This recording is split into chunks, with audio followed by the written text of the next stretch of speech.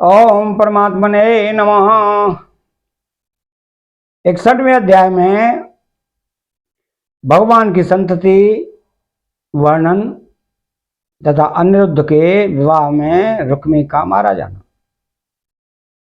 तो श्री सुखदेव जी कहते हैं कि परीक्षित, भगवान श्री कृष्ण की प्रत्येक पत्नी के गर्भ से 10 पुत्र उत्पन्न हुए। रूप, बल आदि गुणों में अपने पिता भगवान श्री कृष्ण से किसी बात में कम न थे।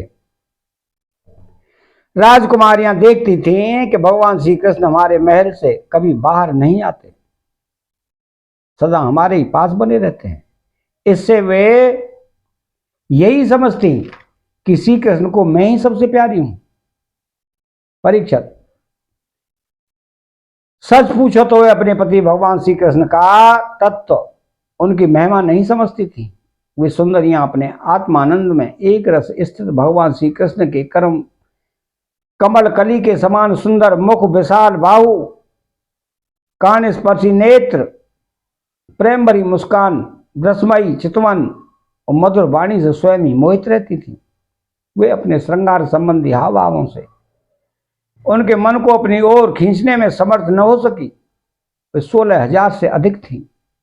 अपनी अपनी मंद मंद मुस्कान और तिरछी चितवन से युक्त मनोहर भौं से के इशारे से ऐसे प्रेम के बाण चलाती थी कि जो काम कला के भावों से पूर्ण होते थे, परंतु किसी भी प्रकार से किसी साधनों के द्वारा वे भगवान के मन एवं इंद्रियों में चंचलता नहीं उत्पन्न कर सके। परीक्षित, ब्रह्मा आदि बड़े बड़े देवता भी भगवान के वास्तविक स्वरूप को या उनकी प्राप्ति के मार्ग को नहीं जानते। उन्हीं रमा रमण भगवान श्री कृष्ण को उन स्त्रियों ने पति के रूप में प्राप्त किया था। अब नित्य निरंतर उनके प्रेम और आनंद की अभिवृद्धि होती रहती थी और वे प्रेम भरी मुस्कुराहट, मधुर चितवन, नक्श समागम की लालसा आदि से भगवान की सेवा करती रहती थी। उनमें से सभी पत्नियों के साथ सेवा करने के लिए सैकड़ों दासियां रहती। फिर भी जब उनके महल में भगवान पधारते तब वे स्वयं आगे आकर आदर पूर्वक उन्हें लेवा लाती, श्रेष्ठासन पर बिठाती, उत्तम सामग्रियों से उनकी पूजा करती, चरण कमल पखारती, पान लगाकर खिलाती, पांव दबाकर थकावट दूर करती, पंखा झलती, इत्र फुलेल चंदन आदि लगाती, फूलों के हार पहनाती, केस संवारती, सुलझाती, स्नान कराती, अनेक प्रकार के भोजन कराकर अपने हाथों भगवान की सेवा करती। तो परीक्षित, मैं कह चुका हूं कि भगवान श्री कृष्ण की प्रत्येक पत्नी के 10 पुत्र थे। उन रानियों में 8 पटरानियां थी। उनके विवाह का वर्णन मैं पहले कर चुका हूं। अब उनके प्रद्युम्न आदि पुत्रों का वर्णन करता हूं। रुक्मिणी के गर्भ से 10 पुत्र हुए। प्रद्युम्न, चारुदेषण, सुदेषण, पराक्रमी चारुदेह, सुचारु, चारुगुप्त, भद्रचारु, चारुचंद्र, विचारु और 10वां चारु। ये अपने पिता भगवान श्री कृष्ण से किसी बात में कम न थे। सत्यभामा के भी 10 पुत्र थे। भानु, सुभानु, स्वरधानु, प्रभानु, भानुमान, चंद्रभानु, बृहद्भानु, अतिभानु, श्रीभानु और प्रतिभानु। जानवंती के भी सांब आदि 10 पुत्र थे। सांब, सुमित्र, पुरुजित, सतजित, सहस्रजित, विजय, चित्रकेतु, वसुमान, द्रविण और क्रतु। ये सब श्री कृष्ण को बहुत प्यारे थे। नागनिचिति सत्या के भी 10 पुत्र हुए। वीर, चंद्र, अश्वसेन, चित्रगु, बेगवान, वृष, आम, शंकु, वसु और परम तेजस्वी कुंती। कालिंदी के 10 पुत्र ये थे: श्रुत, कवि, वृष, वीर, सुबाहु, भद्र, शांति, दर्श, पूर्णमास और सबसे छोटा था सोमक। मध्य देश की राजकुमारी लक्ष्मणा के गर्भ से प्रमोष, गात्रवान, सिंह, वल, प्रबल, ऊर्ध्वर्ग महाशक्ति सह ओज और अपराजित का जन्म हुआ। मित्रवृंदा के पुत्र थे ब्रक, हर्ष, अनिल, गोहन, वर्णन, वर्धन, अन्नाद, महास, पावन, वहनी और क्षुधि। भद्रा के पुत्र थे संग्रामजित, बृहस्सेन, सूर, प्रहरण, अरिजित, जय, सुभद्र, वाम, आयु और सत्यक।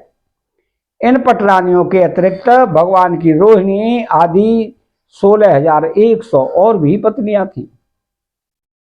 उनके दीप्तिमान और ताम्र तप्त आदि 10 पुत्र हुए। रुक्मिणी नंदन प्रद्युम्न का मायावती रति के अतिरिक्त भोजकट नगर निवासी रुक्मी की पुत्री रुक्मवती से भी विवाह हुआ था।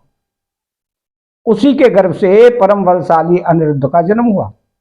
परीक्षित, श्री कृष्ण के पुत्रों की माताएं ही 16,000 से अधिक थी, इसलिए उनके पुत्र पौत्रों की संख्या करोड़ों तक पहुंच गई। राजा परीक्षित ने पूछा कि परम ज्ञानी मुनीश्वर, भगवान श्री कृष्ण ने रणभूमि में रुक्मी का बड़ा तिरस्कार किया था, इसलिए वह सदा इस बात की घात में रहता था कि अवसर मिलते ही श्री कृष्ण से उसका बदला लूं और उनका काम तमाम कर डालूं।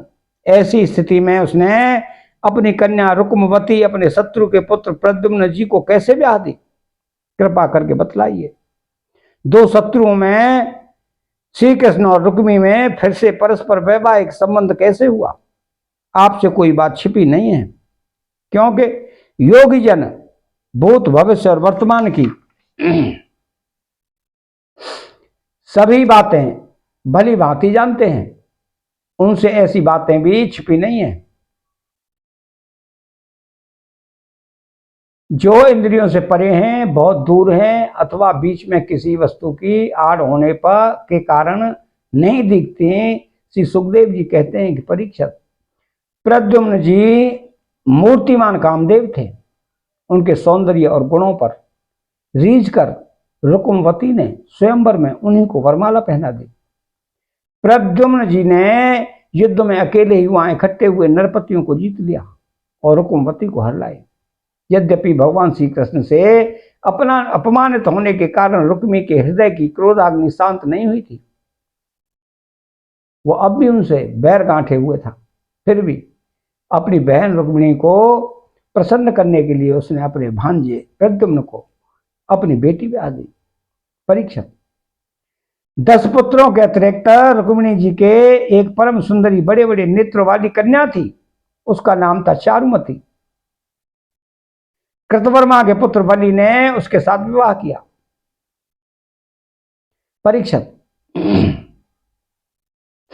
रुक्मी का भगवान श्री कृष्ण के साथ पुराना वैर था, फिर भी अपनी बहन रुक्मिणी को प्रसन्न करने के लिए उसने अपनी पौत्री रोचना का विवाह रुक्मिणी के पौत्र अपने नाती दौहित्र अनिरुद्ध के साथ कर दिया। यद्यपि रुक्मी को इस बात का पता था कि इस प्रकार का विवाह संबंध धर्म के अनुकूल नहीं है, फिर भी इसलिए बंधन में बंधकर उसने ऐसा कर दिया। परीक्षित, अनिरुद्ध के विवाह उत्सव में सम्मिलित होने के लिए भगवान श्री कृष्ण, बलराम जी, रुक्मिणी जी, प्रद्युम्न, सांब आदि द्वारकावासी भोजकट नगर में पधारे। जब विवाहोत्सव निर्विघ्न समाप्त हो गया, तब कलिंग, नरेश आदि घमंडी नरपतियों ने रुक्मी से कहा कि तुम बलराम जी को पासों के खेल में जीत लो। तो राजन, बलराम जी को पासे डालने तो आते नहीं, परंतु उन्हें खेलने का बहुत बड़ा व्यसन है। उन लोगों के बहकाने से रुक्मी ने बलराम जी को बुलवाया और वह उनके पास चौसर खेलने लगा। बलराम जी ने पहले 100 फिर 1000 और उसके बाद 10,000 मोहरों का दाव लगाया। उन्हें रुक्मी ने जीत लिया। रुक्मी की जीत होने पर कलिंग, नरेश दांत दिखा दिखा कर, ठहाका मार मार कर बलराम जी को हंसी उड़ाने लगे। बलराम जी से वह हंसी सहन न हुई, वे कुछ चिढ़ गए। इसके बाद रुक्मी ने 1 लाख मोहरों का दाव लगाया, उसे बलराम जी ने जीत लिया। परंतु रुक्मी धूर्तता से यह कहने लगा कि मैंने जीता है। इस पर श्रीमान बलराम जी क्रोध से तिलमिला उठे।